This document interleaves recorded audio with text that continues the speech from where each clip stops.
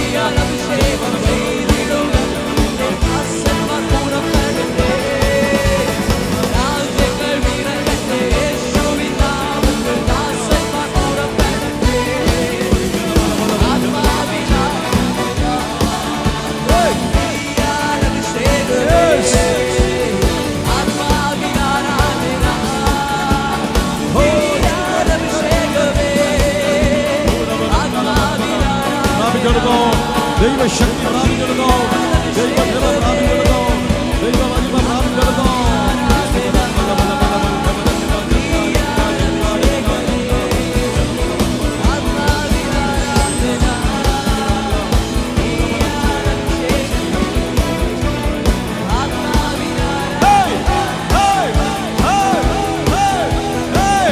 ആത്മാവിന്റെ ശക്തി വ്യാപരിക്കുന്നു.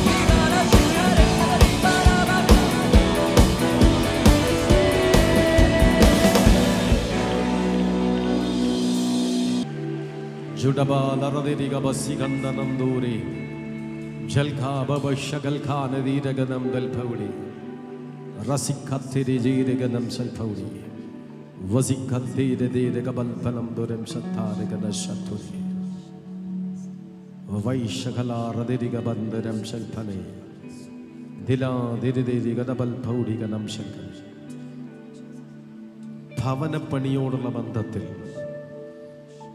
ഈ 2 ദിവസത്തെ മഴയിൽ അല്ലെങ്കിൽ 3 ദിവസത്തെ മഴയിൽ വളരെ വേദനാജനകമായ അനുഭവത്തിൽ ഭവനത്തിനകത്ത് കിടക്കാൻ ഭയത്തോടെ, പൊളിഞ്ഞു വീഴുമോ എന്ന് ഭയന്ന് ദുഃഖത്തോടെ വേദനയോടെ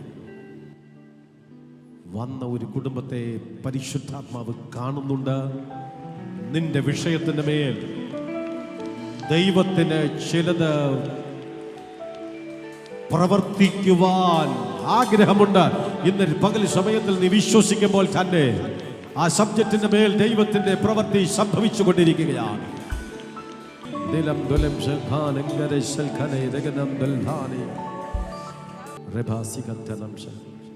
RCCയിലേക്ക് റെഫർ ചെയ്തു.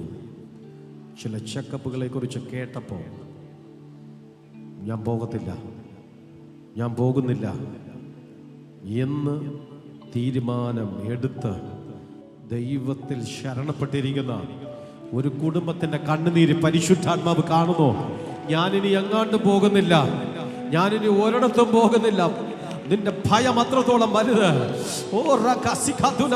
നിന്റെ വേദന അത്രത്തോളം വലുത്. വേദനയോടെ നിരാശയോടെ വന്ന കുടുംബമേ, സ്വർഗത്തിലെ ദൈവം നിന്നെ വ്യക്തമായി കാണുന്നു.